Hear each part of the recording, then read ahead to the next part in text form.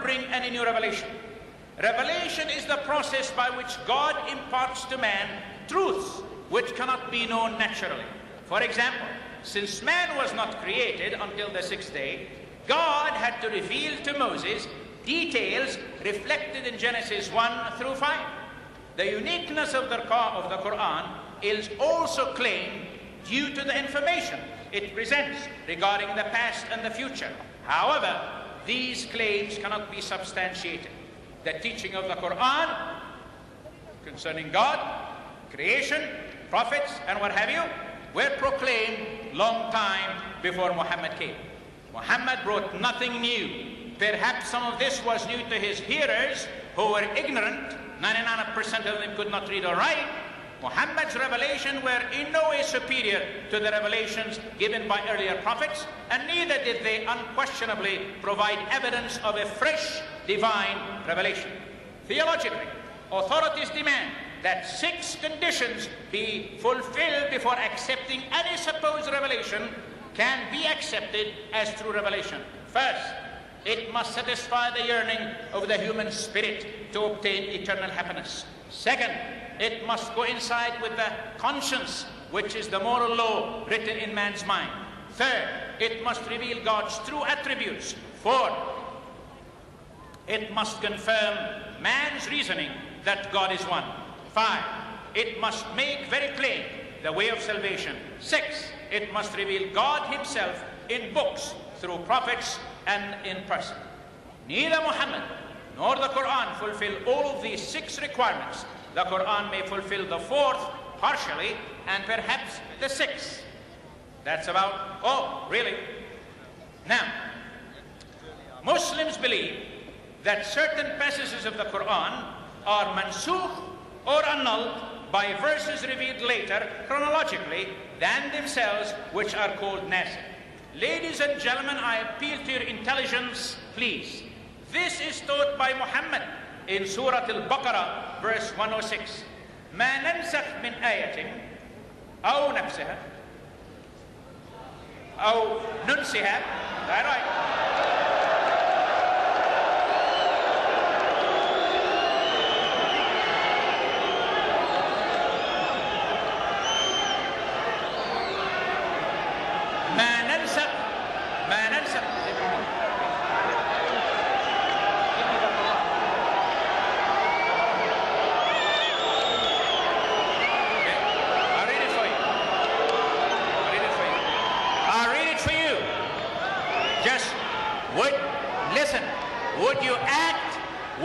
Would you act like civilized people? ما ننسخ من آية ما ننسخ من آية أو ننسها. Is that what it says? Such of our revelation as we abrogate or cause to be forgotten, we bring in place one better of the like thereof. Knowest thou not that Allah is able to do all things? What is called the sword verse in Surah At-Tawbah annuls 120 verses which originally encouraged tolerance. One tradition has it that Aisha declared emphatically that the Surah As-Saf, the ranks, 61, had 200 verses during Muhammad's lifetime. When Muhammad actually died and Uthman standardized the Quran, the surah had only 72 verses.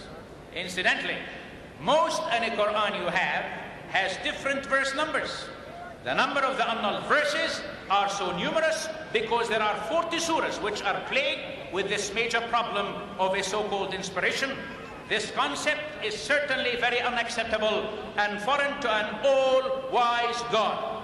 Compare such belief of Muslim theology with what Christ Jesus announced according to Matthew 5:17 and 19. Do not think that I came to destroy the law or the prophets. I did not come to destroy, but to fulfill. Whoever therefore breaks one of the least of these commandments and teaches men so shall be called least in the kingdom of heaven.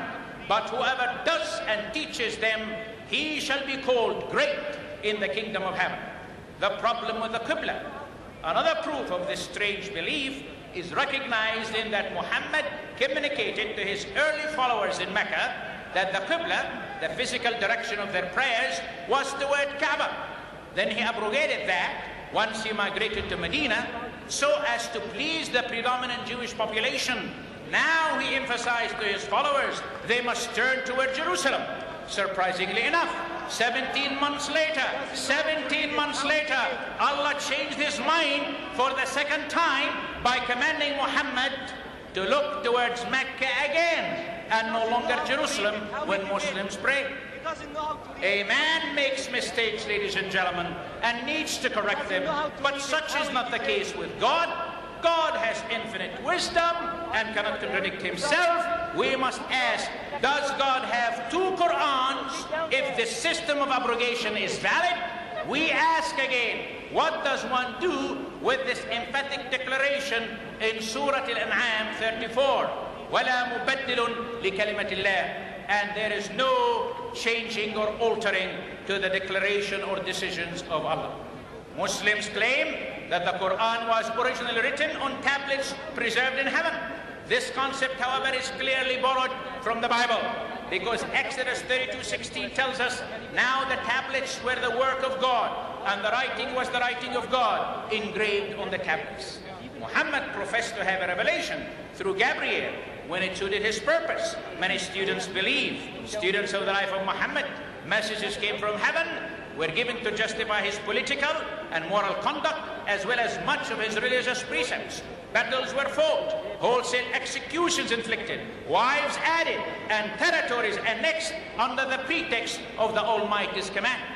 Now, I want to challenge you. Mistakes in the Arabic of the Quran. You say you speak Arabic. Let's find out. Muslims believe that the Arabic Quran is the perfect, exact representation of Allah's word. That is why only the Arabic Quran is considered authoritative, and why so many Muslims who know no Arabic still feel a compulsion to memorize portions of the Quran in Arabic, although they cannot speak it and communicate with you. However, Muhammad used a number of foreign words or phrases in the Quran, leaving questioners wondering if God's language is deficient enough to need help from other languages. An orator demonstrates his speaking abilities by not borrowing expressions from other languages. How then do we have the opposite in a book which God himself is supposed to have inspired in Arabic? Foreign words. Pharaoh comes from the Egyptian language. Adam from the Akkadian language. Basharan should have been the word, or insan, which are the Arabic words. Ibrahim comes from the Assyrian. A more accurate word will be Abu Rahim. From Persian, we have Harut, Marut, Sirat, Hur, Jan, Firdaus. From Syria, Tabut, Taghut, Malakut, Zakat. From Hebrew, Habir, Sakina, Jahannam, Ma'un. From Greek, Injil, which means Bishara, good news. That is not all.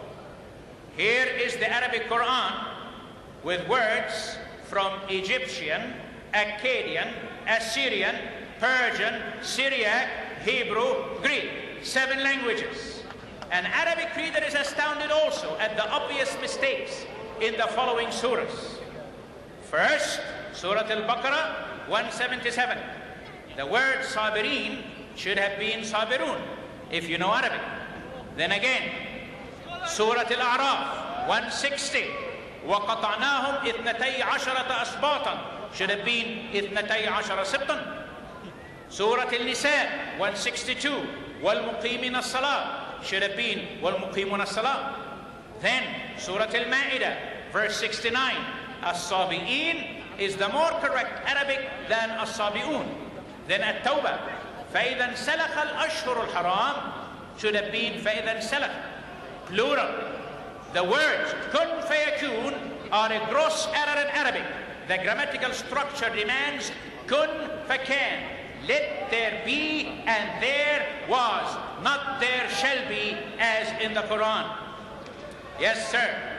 Going forward, Abraham's father is wrongly called